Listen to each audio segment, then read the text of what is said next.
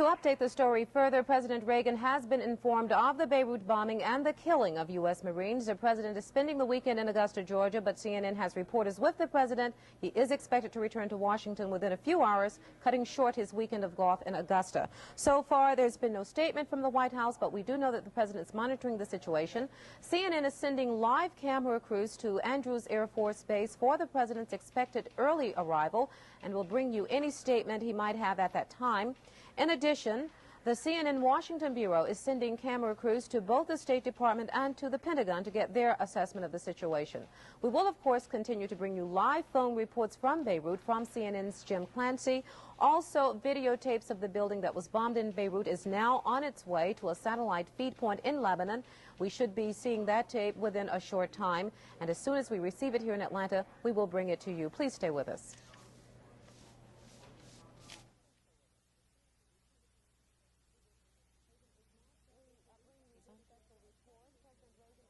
We bring you this special report. President Reagan is now scheduled to leave Augusta, Georgia at 7 this morning, arriving back at Andrews Air Force Base in Washington at 8:10 this morning. CNN will have live coverage of the president's return. CNN's James Alan Miklaszewski is on the phone with us now from Augusta. Jim, what can you tell us?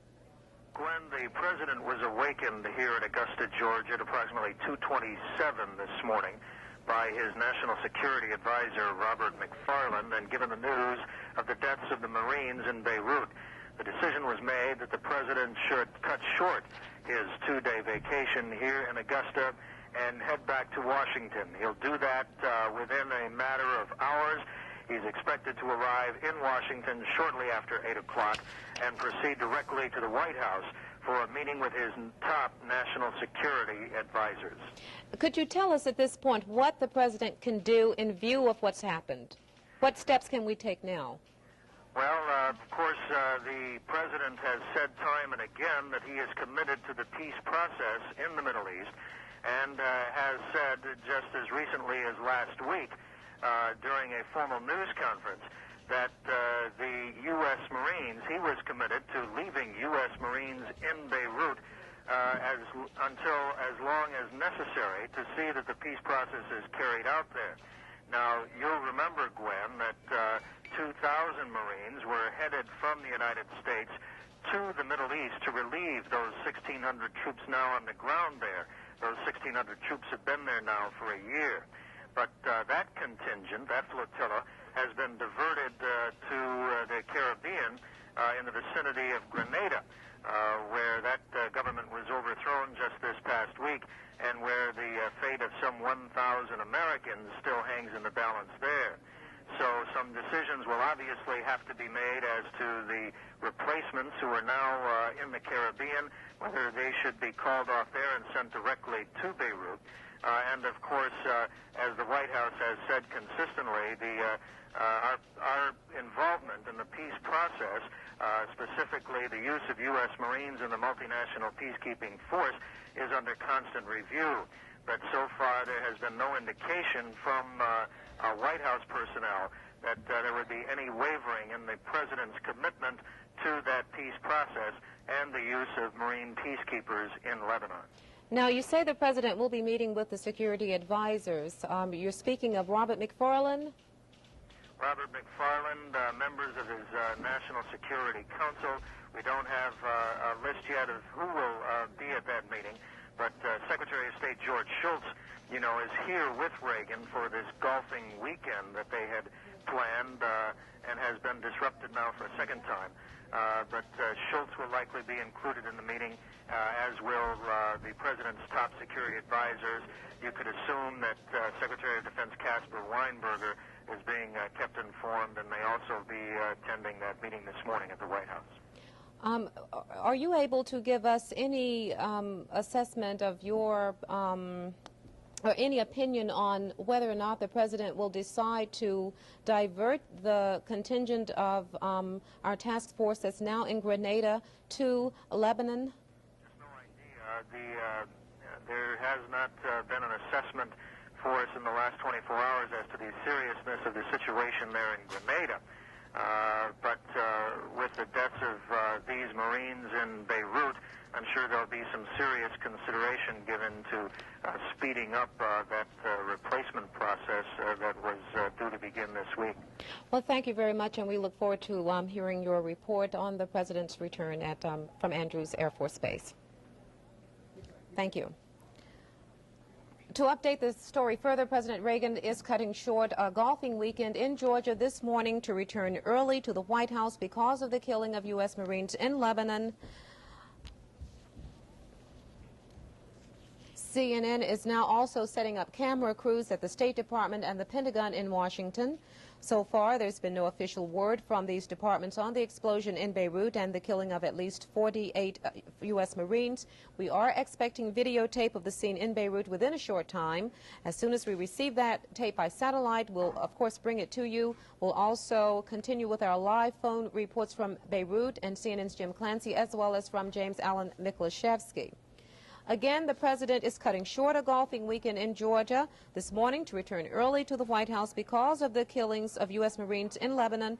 Mr. Reagan flew to Augusta, Georgia Friday to do some golfing with 2 cabinet members and a former senator on the famed course at the Augusta National Golf Club. Mr. Reagan and his aides now plan to leave for Washington before dawn today. White House spokesman Peter Rossell says Mr. Reagan was informed of the bombing early this morning, about 2.5 hours after it happened. Rossell said Robert McFarlane, the National Security Advisor, and until recently Mr. Reagan's special envoy to the Middle East, notified Mr. Reagan of that situation.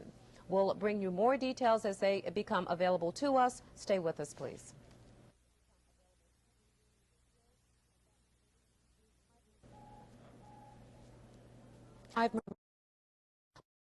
Not be immediately confirmed by U.S. sources. The explosion was the worst attack on the Marines who've been under sniper and shelling fire in recent days. Before this explosion, 6 Marines had been killed by sniper fire or artillery explosions around the airport. 2 minutes later, another explosion ripped through a French compound center in West Beirut's Ramlet El Bada seafront residential neighborhood. And the state radio said at least 18 French peacekeepers were killed. No group immediately claimed responsibility. Defense Department spokesman Lieutenant Colonel Tom Jones said in Washington that he could not say how many people had been killed. The radio quoted police as saying the death toll was expected to rise in both devastated sites and that moans and faint pleas for help were being heard from the rubble. A truck filled with explosives crashed through the gate, drove into the lobby, and detonated, collapsing all 4 floors of the building, said Marine Major Robert Jordan, spokesman for the American peacekeeping contingent. It was a 4-story aviation safety building, and he said, "I haven't seen carnage like that since Vietnam." Jordan, who's 45, is of Shenandoah, Georgia. The blast pulverized the headquarters of the battalion landing team, which is a 1,200-man ground body of the Marines amphibious unit stationed at the airport as part of the multinational peacekeeping force in the Lebanese capital. The blown-up French center housed a 110-man company of the 2,000-man French contingent, and French spokesmen on the scene say they feared most of the soldiers were trapped beneath the rubble. Jordan said Colonel Timothy Garrity, who's 45, of St. Louis, and he's commander also of the 1,600-man U.S. peace contingent, was not hurt and was directing rescue operations at the scene of the blast that shook the Lebanese capital at about 6:20 a.m. This morning, Beirut time. A French officer who identified himself as Major Delacroix said earlier they'd rescued 5 wounded Frenchmen, but up to 90 or 95 men may still be buried. Frantic Marines were pulling bodies from the rubble after the explosion. Glass and cement from the 2 blasts were hurled hundreds of feet at both sites. Large patches of blood could be seen on the ground. At the White House, presidential spokeswoman Sheila Dixon said, "We're aware of the reports and we're monitoring the situation very carefully." When asked if President Reagan knew of the report, she said the president was informed at 2:27 a.m. Eastern Time. Mr. Reagan is spending the weekend at Augusta, Georgia, and was awakened by aides at the Eisenhower cabin at the Augusta National Golf Club, she said, adding that she didn't know if he would return immediately to Washington. Of course, he will be in Washington about 90 minutes from now. CNN will bring you live reports from the Pentagon, the State Department, the White House, and from Andrews Air Force Base when the president arrives about an hour and a half from now. CNN's James Allen Miklaszewski is with the president and he will be bringing us a live report from Andrews Air Force Base when the president arrives. And we'll also have live reports, as I mentioned earlier, from the State Department, from the Pentagon, and also from Jim Clancy, who is in Beirut on the scene. In addition, CNN is now also setting up camera crews at the State Department and the Pentagon in Washington. But so far, no official word from these departments on the explosion in Beirut and the killing of at least 45 U.S. Marines. That is a new figure, and also 18 French soldiers. We are expecting videotape of the scene in Beirut within a short time, and as soon as we receive that tape, we'll bring that to you as well. Stay with us, please.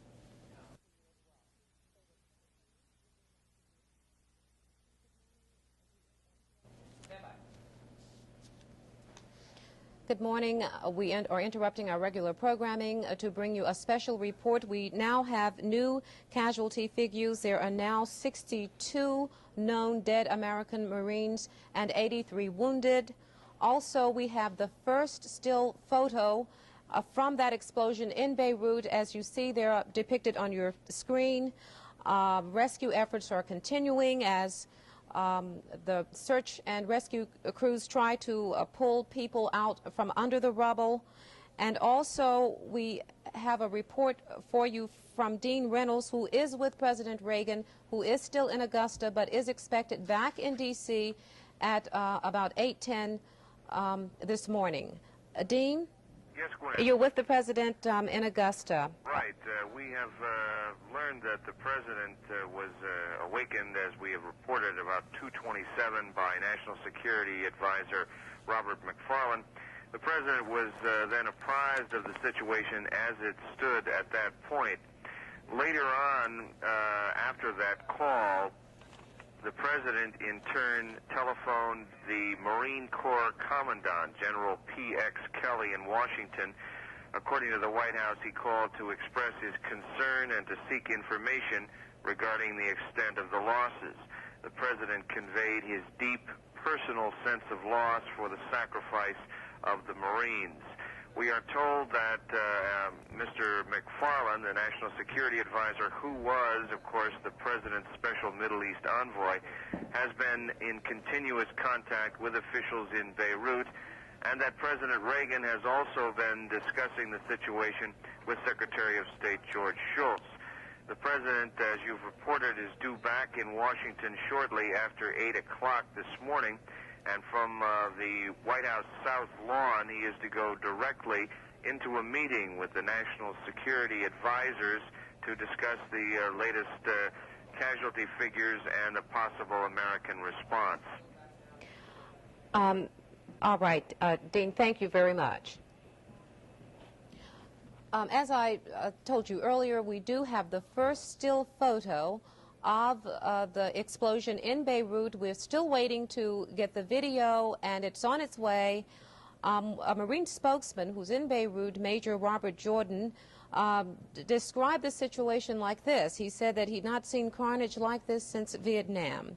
He also said, and which we've been saying all morning, that the rescue efforts are continuing and victims are still being pulled out of the rubble. And also, I'd like to update you on the new death tolls. Now 62 dead, American Marines dead, 83 wounded, 18 French soldiers dead. That's all we have for now. Stay with us.